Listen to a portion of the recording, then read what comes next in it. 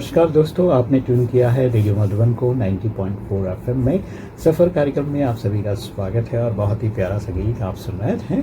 और मैं ये बताना चाहूँगा कि आज शकील बदायूं का जन्मदिन है, तो उनके खूबसूरत गाने आपको सुनाने वाले हैं। उसके साथ में हमारे साथ स्टूडियो में माउंट आबू से कुछ मेहमान आए हैं, उनसे भी बात करेंगे।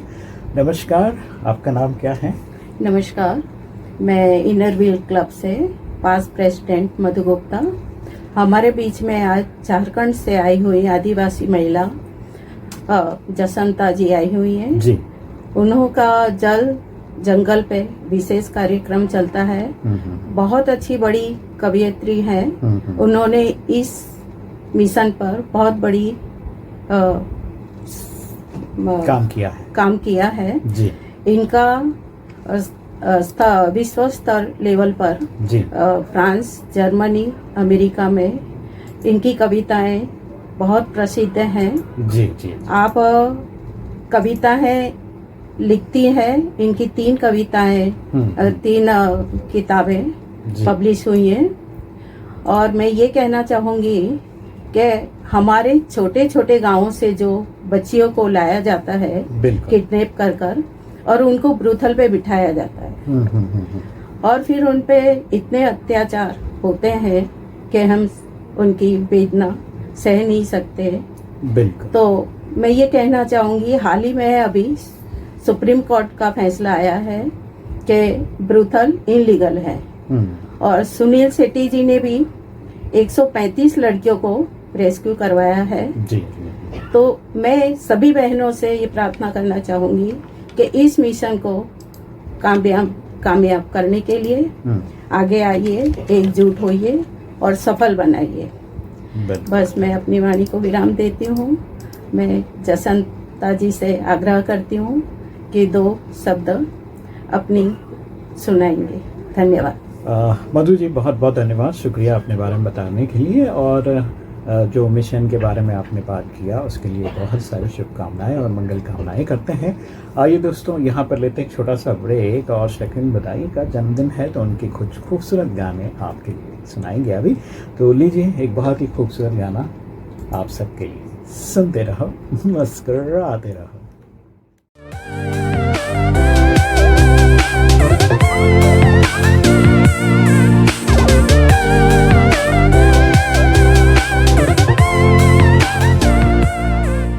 जसंता हमारे साथ आई हैं झारखंड से, जिनके बारे में मधु जी ने बहुत अच्छी बातें बताया। आप कविताएं लिखती हैं और ख़ास लड़कियों के लिए काम करती हैं, तो हमें सुनकर बहुत अच्छा लगा।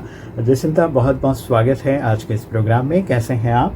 बहुत धन्यवाद आपका। जी जी जी, ठीक है। और आपके बारे में थोड़ा सा हमें और बताइए कि आप झारखंड में करते क्या है वैसे?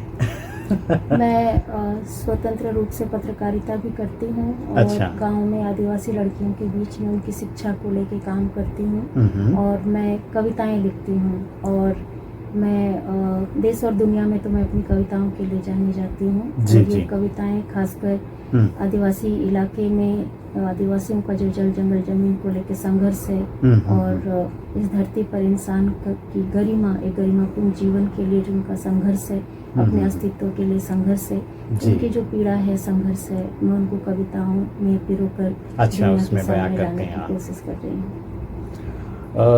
जसंता, बहुत अच्छा काम कर रहे हैं आप। कविताएं लिखना बहुत अच्छी बात है और कविताओं के माध्यम से आप अपनी बात और अपने जो आदिवासी लोग हैं, जल, ज़मीन और जंगल, इन सभी के लिए काम कर रहे हैं और उनके लिए आप उनको मोटिवेट करते हैं अपनी कविताओं को लिखकर। और मैं चाहूँगा कि अब तक का जो झारखंड में जो काम हुआ है, प्रैक्टिकल काम किया है, उसके बारे में थोड़ा सा बताइए। मैं एक आदिवासी गांव में 3 साल से काम कर रही हूँ और वहाँ 40 लड़कियों को मैं शिक्षा के लिए मैंने समय देना शुरू किया और खासकर उनके जीवन में और उनके अपने व्यक्तिगत जीवन में क्या परेशानी है, इस पर हमने एक बातचीत करना शुरू किया, शेयरिंग करना शुरू किया। अच्छा। और धीरे धीरे पूरे गाँव, उनके माता पिता से भी वो शेयरिंग शुरुआत हुई। फिर गांव के लोग अपने बच्चों की जो पीड़ा है उसको एक साथ बैठ के सुनना शुरू किया। उसके बाद में जब हम इस तरीके के काम कर रहे थे तो हमारे प्रशासनिक कुछ अधिकारियों ने भी रुचि जताई कि हम कैसे उनकी मदद कर सकते हैं, और उन्होंने पूरे गांव को गोद लिया, और इस तरीके से बहुत सारी लड़कियों को उच्च शिक्षा के लिए भी उनको सहयोग मिलने लगा। बहुत बढ़िया जी। अच्छा, उस गांव का नाम क्या है जहाँ पर ये ऐसे गोद लिया गया? झारखंड में खूंटी जिला का एक कर्रा प्रखंड है, इसके भीतर एक गांव है कच्चाबाड़ी गांव। अच्छा अच्छा, तो बहुत अच्छी बात है, बहुत ही अच्छा काम कर रहे हैं आप, नेक काम कर रहे हैं, आपको बहुत बहुत साधुवाद। और जैसे कि शिक्षा के लिए हमने तैयार किया, फिर उसके बाद उनका आजीविका के लिए भी कुछ तैयार या कुछ प्रयास हो रहे हैं क्या आपके? हाँ, गांव में लोगों ने संगठन भी बनाया है, और गांव के युवा और लड़कियां कम उम्र में भी पढ़ाई छोड़कर बाहर शहरों में ना जाएं, क्योंकि ह्यूमन ट्रैफिकिंग की शुरुआत इसी तरीके से होती है कि गांव में जब उनको रोजगार की समस्या आती है और वो सर्वाइवल के लिए बाहर जाते हैं और शहर की इतनी जानकारी नहीं है, तो वहाँ पे कई तरह की समस्याओं से खासकर लड़कियों को गुजरना पड़ता है। तो गांव में जो लोगों ने संगठन बनाया, तो वो इस पर बात करना शुरू किया, और प्रशासनिक अधिकारियों से जुड़ के भी कि किस तरीके से गांव में रोजगार के अवसर देखे जा सके, उनके खेती में क्या किया जा सकता है व्यवसाय में वो किस तरीके से देख सकते हैं। तो ये सारी चीज़ें शुरुआत हुई, और लोग धीरे धीरे अपने रोजगार के लिए भी खेती के साथ साथ दूसरे तरीकों को भी, छोटे छोटे व्यवसाय को भी वो अपना रहे हैं। और युवाओं को मोटिवेट करने के लिए वो गांव में लगातार बैठक और बातचीत के काम में करते हैं। तो झारखंड में जिस जगह पे आप रहते हैं उसकी थोड़ा सा उस गांव के बारे में या शहर के बारे में हमें बताइए। वहाँ ऐसी क्या चीज़ें हैं? झारखंड वैसे नेचर के लिए जाना जाता है, तो मुझे थोड़ा सा बताइए कि उस एरिया में क्या क्या चीज़ें हैं, संभावनाएं क्या क्या हैं, और कुछ हेरिटेज वाली चीज़ें हैं तो वो भी बताइए। झारखंड तो देखिए, जो आदिवासी बहुल इलाका है वो जल जंगल जमीन के लिए और उसकी समृद्धि, संसाधनों की समृद्धि के लिए जाना जाता है। लेकिन ये विडंबना है कि आदिवासी इलाकों में संसाधन है, लेकिन उन संसाधनों से उनका विकास नहीं होता है। अच्छा। बड़ी कंपनियां की हमेशा कोशिश रहती है कि वो संसाधन कैसे वहाँ से लिए जाए, और विकास के नाम पर आदिवासियों का हमेशा विस्थापन और पलायन होता है। तो लगातार लोगों का ये संघर्ष है कि उनके इलाके में उनके तरीके से विकास, जिसमें कि आप जो धरती की बाकी चीजें हैं, जल जंगल जमीन है और जो प्रकृति है, उसकी सुरक्षा के साथ साथ आप इंसानों का कैसे विकास हो पाए। तो इस तरीके के संघर्ष लगातार झारखंड, उड़ीसा, छत्तीसगढ़, इस पूरे बेल्ट में चल रहा है और लोगों की यही मांग है कि आदिवासी भी एक गरिमापूर्ण जीवन जी सके, और वो उसके लिए लोगों का वो संघर्ष चल रहा है। तो मुझे लगता है कि एक ज़रूरत तो यह भी है कि पढ़े लिखे लोग कैसे उनकी बातों को और उनके जो उनकी भावनाएं हैं उनको समझ पाए और एक साथ आए और उसका रास्ता कोई निकल सके। और विकास की जो जिस परिभाषा में हम चल रहे हैं उसमें प्रकृति का बचना नहीं है। नई पीढ़ी के लिए हम एक अच्छी दुनिया नहीं छोड़ रहे हैं। तो इस पूरे समस्याओं पर विचार, कैसे ज़मीन के लोग जो संघर्ष कर रहे हैं और जो बाकी जो उनसे कटे हुए हैं, ये दोनों कैसे साथ आ पाएँ। जी जसिंता, काफ़ी अच्छी बातें आपने बताई, और मुझे लगता है कि अगर संगठन हो जाता है तो वही एक पहला जो है निशानी है कि हम लोग विजय की तरफ बढ़ रहे हैं। और धीरे धीरे संगठन को मजबूत करने की शिक्षा बहुत ज़रूरी है, जिसका काम आपने ऑलरेडी शुरू कर दिया है। अगर बच्चे पढ़ेंगे लिखेंगे तो वो अपना विकास करने के लिए कुछ सक्षम होंगे। और दूसरा, वहाँ पर जो संसाधन हैं उन सभी चीज़ों को अगर हम लोग देखें तो नए आयाम भी बना सकते हैं, खुद से मैन्युफैक्चरिंग शुरू कर सकते हैं, खेती कर सकते हैं, और कुछ ऐसे खेती कर सकते हैं जहाँ पर वो आय का साधन बन सके। तो आजकल जैसे कि सरकार भी जो है 2-3 विषयों पर ज़्यादा काम कर रही है। एक ऑर्गेनिक फार्मिंग पे बात कर रही है, क्योंकि ऑर्गेनिक अगर फार्मिंग करते हैं तो उसका जो है क्वालिटी और क्वांटिटी सब देखकर उसका रेट आपको ज़्यादा मिलेगा। अब डायरेक्टली मुझे लगता है कि एक चीज़ यहाँ पर आप कर सकते हैं, उनको मार्केटिंग पे ज़्यादा जोर दें।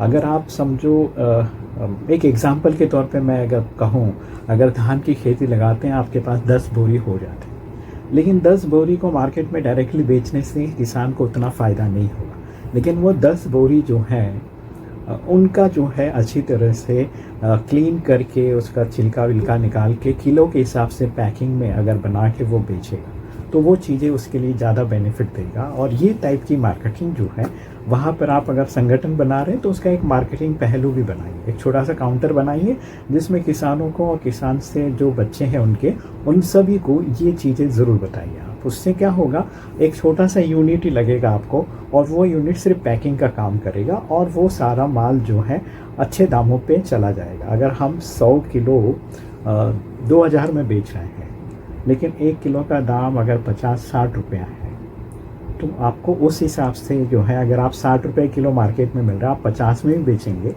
तो 5000 रुपया उस गोनी का आपका कीमत माना 3 टाइम्स मोर हो जाता है आपके पास पैसे। तो वो आपको अगर क्लियर हो जाता है, वो अगर ट्रेनिंग अगर आप प्रोवाइड कर सकते हैं बच्चों को या वहाँ के किसानों को, शायद वो बहुत बड़ा काम हो सकता है। फिर चाहे सब्जियाँ ही उगाएं लेकिन वो भी किलो के हिसाब से अच्छी पैकिंग में उसको मार्केट में बेचा जाए तो वो ज़्यादा बेटर होगा। और उसमें डिजिटल मार्केटिंग, डिजिटल मनी की बात आती है तो मोबाइल में ऐप में उनको मनी का जो ऐप आता है आजकल पेटीएम वगैरह, उसको अगर आप लेके यूज़ करते हैं तो लोगों को भी आसान हो जाएगा और आसानी से वो मार्केट आपका जो है फलीभूत होगा। सब्जियां भी आप जो है डिजिटल के माध्यम से मोबाइल में पे कर सके पेटीएम से, और उनको पैकिंग के साथ, जैसे लोग जाते हैं मार्केट में तो 1 किलो टमाटर दो बोलेंगे, अगर 1 किलो का पैकिंग ही आप उनको डायरेक्टली दे रहे हो तो वो कितना अच्छा होगा, है ना। आप डायरेक्टली अपने खेती से पैकिंग करके आप लेके जाएंगे तो बीच में जो बहुत ज़्यादा जो गैप हो रहा है, मार्जिन ख़त्म हो रहा है आपका, ट्रांसपोर्टेशन का चार्जेस अलग से लग रहा है, वो सारी चीज़ें आपके बेनिफिट में आ जाएंगे। तो वो चीज़ें अगर आप करते हैं तो और अच्छा होगा। तो आइए जसिंता से और बातें करेंगे हम लोग। जल जीवन और ज़मीन पर बातें हो रही झारखंड में, और उसके लिए संगठन जसिंता ने बनाया है और सरकार भी उनको जो है, प्रशासन भी सहयोग दे रहा है। ये बहुत ही अच्छी बात है और मुझे लगता है कि आगे सिर्फ हमें जो है एक ट्रेनिंग प्रोवाइड करने की, शिक्षा देने की ज़रूरत पड़ती है और वो बखूबी हम लोग कहीं से भी ऑनलाइन भी उसे कर सकते हैं। तो आइए यहाँ पर लेते एक छोटा सा ब्रेक, सुनते हैं एक बहुत ही प्यारा सा गीत शकील बदायूं का आपके लिए। सुनते रहो, मुस्कुराते रहो।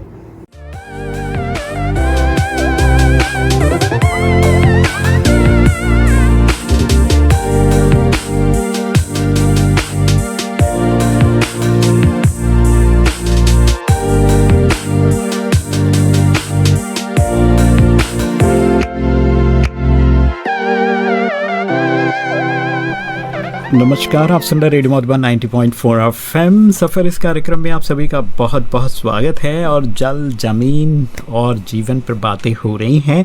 जसिंता झारखंड से हमारे साथ जुड़ी हुई हैं और एक संगठन के साथ मिलकर काम कर रही हैं, इनरव्हील क्लब के साथ में, और बड़ा अच्छा लग रहा है। तो जसिंता, मैं चाहूँगा कि आप जैसे कविताएं लिखती हैं, मधु जी ने भी आपके बारे में बताया और आपने भी बताया कि आप वहाँ के आदिवासियों के जीवन के लिए ख़ास कविताएं लिखती हैं, तो एक आध कविता हमें ज़रूर सुनाइए अभी।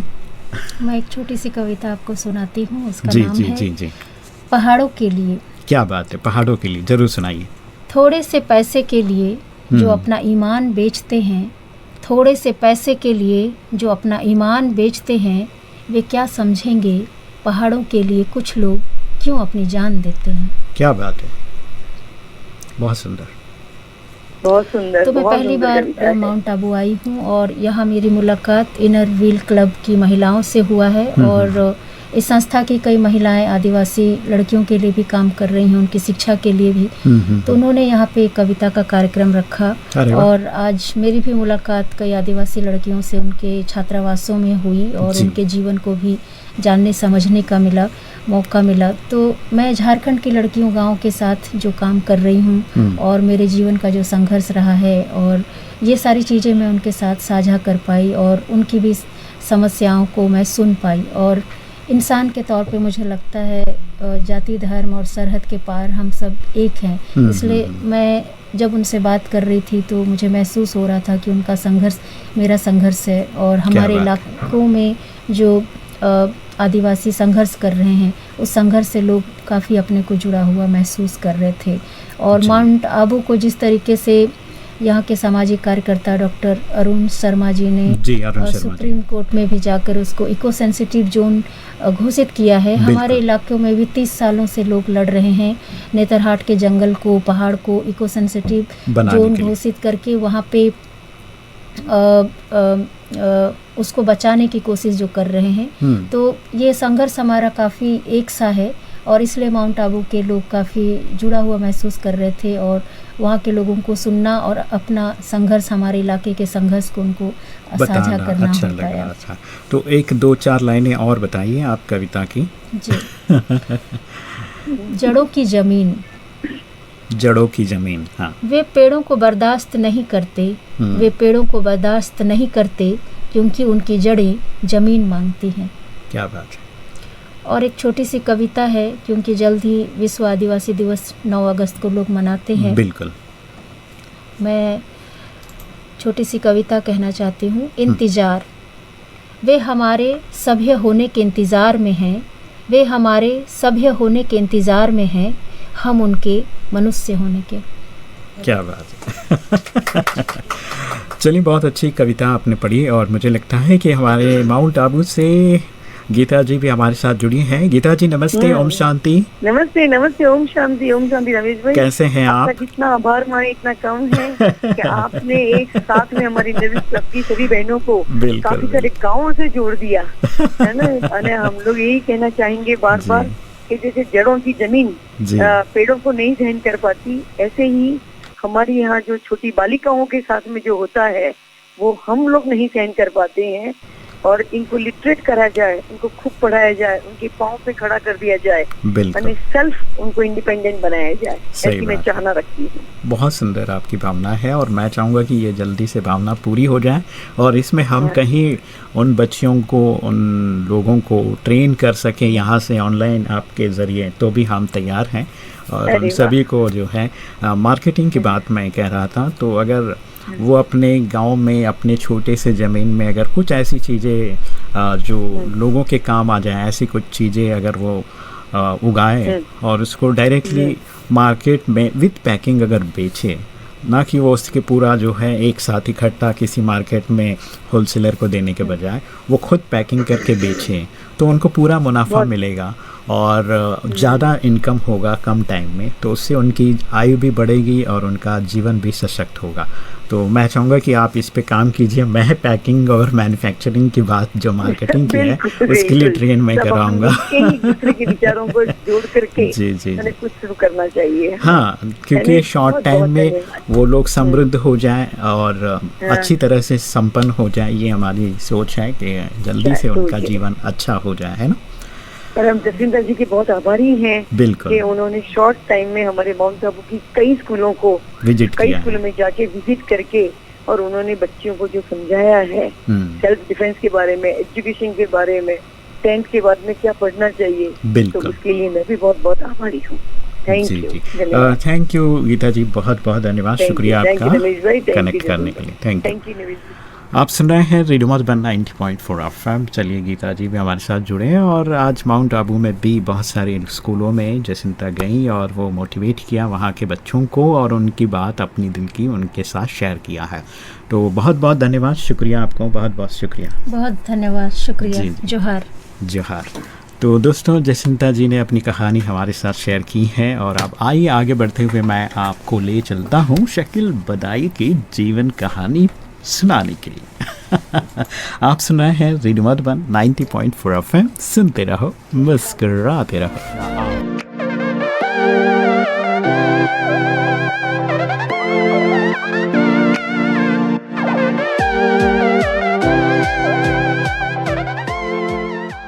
बहुत अच्छी कहानी आपने सुना, बहुत सारे सुपर डुपर हिट गाने उन्होंने लिखे और जिसके बारे में आपने जिक्र भी किया और सुना भी। तो चलिए, उन सारे गानों को हम लोग आज नहीं तो कल सुनेंगे ही, लेकिन आज हमारे साथ कुछ खास मेहमान माउंट आबू से पधारे हैं। आपने विशेष जसिंता जी को सुना, अब हमारे साथ एक और मेहमान हैं, इनरविल क्लब से जुड़े हैं आप।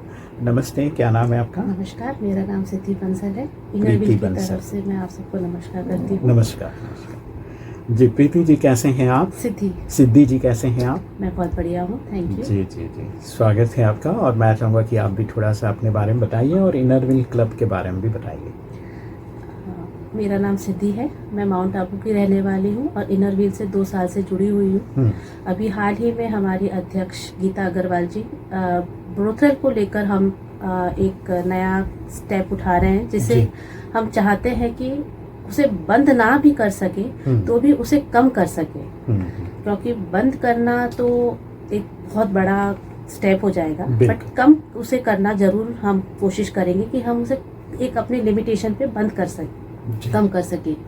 आज सबसे बड़ी प्रॉब्लम वहाँ पर यही आ रही है, ह्यूमन ट्रैफिकिंग, और ये मोस्टली उन्हीं एरियाज में हो रहा है जहाँ की लड़कियाँ ना समझ या किसी वजह से पीड़ित है, जिस तरह से या फाइनेंशियली समझ लीजिए या इलिटरेसी समझ लीजिए, या ऐसे बहुत सारे रीजंस हैं जिसकी वजह से लड़कियां आकर्षित हो जाती हैं, किसी के कहे में आ जाती है, उन्हें अपना घर छोड़ना पड़ता है या उन्हें जबरदस्ती लाया जाता है।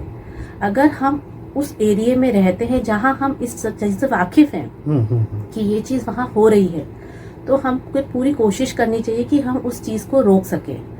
आप अकेले नहीं कर सकते हैं तो आप किसी को अपने साथ रखिए। सोशल साइट, सोशल सर्विसेज आजकल इतनी प्रतिक्रिया में आ चुकी है कि आप उनका साथ जरूर ले सकते हैं। आज हमारे सीएम हैं, वो भी हमारे साथ है इस चीज में, वो भी इस चीज को बंद कर रहे हैं। जो अपनी इच्छा से कर रही हैं वो अलग बात है, लेकिन जिन्हें जबरदस्ती उसमें लाया जा रहा है, फील्ड में लाया जा रहा है, हमें उसे 100% रोकना पड़ेगा। यदि आपके आसपास कोई ऐसा है जिसे आप जानते हैं, जिसके पर जबरदस्ती करी जा रही है, तो आप प्लीज़ इन्फॉर्म कीजिए। आपके आसपास पुलिस में है, आपके आसपास जो दूसरे लोग हैं जो इस चीज़ को स्टॉप कर सकते हैं, तो प्लीज़ आप आगे आइए। सिद्धि, बहुत ही अच्छी बात आपने बताया, और मैं चाहूँगा कि आज माउंट आबू में किस तरह के कार्यक्रम हुए हैं वो थोड़ा सा बताइए। आबू में हमारे यहाँ जसविंता जी आई हुई हैं झारखंड से। जी। आज उन्होंने एक आदिवासी हॉस्टल, आदिवासी स्कूल्स को विजिट किया। उन्होंने काफी कुछ अपने बारे में बताया, उन लड़कियों को बताया कि किस तरीके से उन्हें अपने पैरों पे खड़ा होना चाहिए, कि आज समाज के साथ चलते हुए कॉन्फिडेंस आना बहुत जरूरी है। जल है, जब जीवन है, जंगल है, इस पर इन्होंने बहुत अच्छी बातें बताई, जिनके लिए ये लड़ाई कर रही हैं समाज के साथ में, और प्रशासन भी इनका साथ दे रहा है। और गीता जी तो ऑफकोर्स हमारे साथ हैं ही इस मामले में, तो कोशिश पूरी यही कर रहे हैं हम लोग कि किस तरीके से इस पर रोकथाम करी जा सके। बिल्कुल। आज गर्ल्स में कॉन्फिडेंस आए, उनको हम सेल्फ डिफेंस कराटे क्लासेस दे रहे हैं। वहाँ पर आदिवासी स्कूल्स जो हैं, गवर्नमेंट स्कूल्स हैं गर्ल्स को, सेल्फ डिफेंस एकेडमी चल रही है वहाँ पर, जहाँ पर कराटे क्लासेस चालू हैं लड़कियों के लिए। चलिए सिद्धि, बहुत बहुत धन्यवाद, शुक्रिया, आपने बहुत अच्छी बात आज के कार्यक्रमों के बारे में बताया, और माउंट आबू में सेल्फ डिफेंस के प्रोग्राम्स भी चल रहे हैं ये भी बताया, और जसविंता ने वहाँ के बच्चों को और ख़ास आदिवासी स्कूल के बच्चों को, आदिवासियों को विशेष रूप से अपने अनुभवों को साझा करते हुए सेल्फ डिफेंस की कुछ विशेष बातें उनके साथ शेयर किया है। तो मुझे लगता है कि ये अवेयरनेस प्रोग्राम जो है शायद हम सभी को जो है एक नया समाज क्रिएट करने में बहुत हेल्प करेगा और सबको मजबूत करेगा। और हम चाहेंगे कि जो भी इस तरह के मुश्किल में आते हैं तो आप थोड़ा सहयोग ज़रूर लें।